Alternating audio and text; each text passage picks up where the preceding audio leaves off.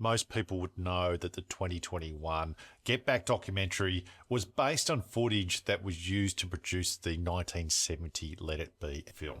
But many wouldn't have seen the actual movie. I have seen this, by the way. It was only going to be a matter of time after the documentary where we'd eventually see the Let It Be movie in its original form. And sure enough, on the 8th of May, the Beatles will be dropping the original 1970 film, upscaled using Peter Jackson's AI technology on the Apple platform. So the questions really are, why has it taken so long? What to expect? And is there anything else that is in the vault? So let's find out. So in terms of where we are today, we have to go back to 1970.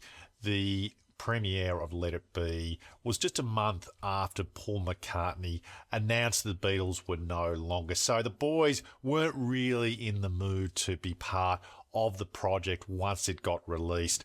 Paul McCartney did famously take the Grammy when they won the Grammy for the Best Musical Score in 1971. But over the ensuing years, the actual movie itself had been given a home video release. So in the 1980s, we saw Laserdisc, Beta, as well as VHS being produced. But by the mid-80s, largely Let It Be was out of print. And for a whole generation of fans, the movie itself becomes somewhat of a myth. In 2003, Let It Be Naked was released, and there was hope and rumours of a DVD reissue. That didn't come to any fruition.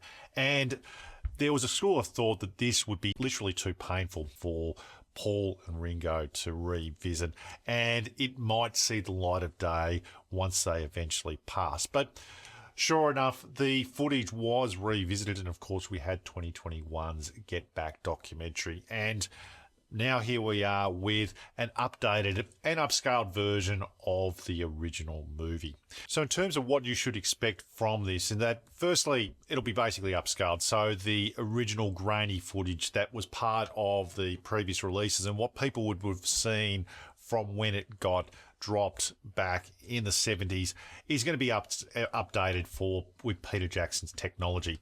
There won't be any new information that comes from this. Now, you have to remember that this was a movie. It went for 1 hour and 25 minutes, which is far, far shorter than the 7.5 hours of footage we saw when the documentary came out. And as a result of that, it will skip along. It will feel as if the pacing of it is a little bit rushed.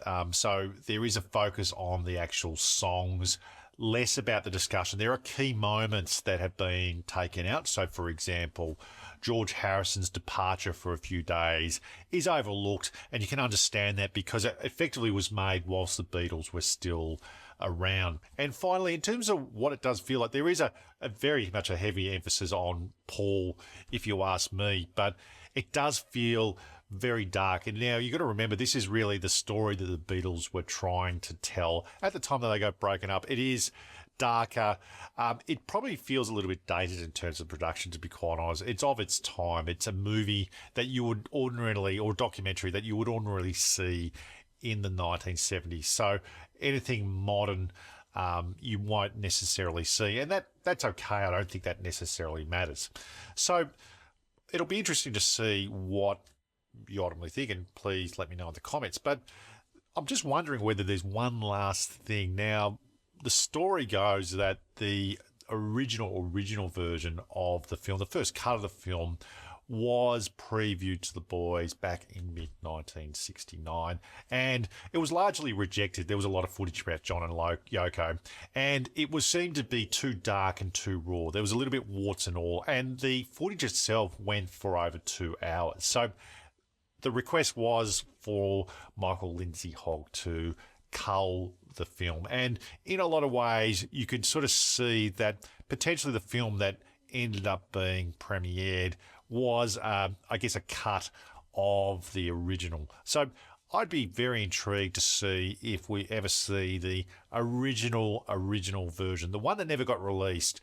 Eventually, I'm sure that there'll be opportunity for that down the track. But very much looking forward to this. Please let me know in the comments what you're in particular looking forward to seeing. But we're going to be looking at the eventual release on May the 8th in a little bit more detail once it comes out. So that's our preview of the Let It Be original re-release.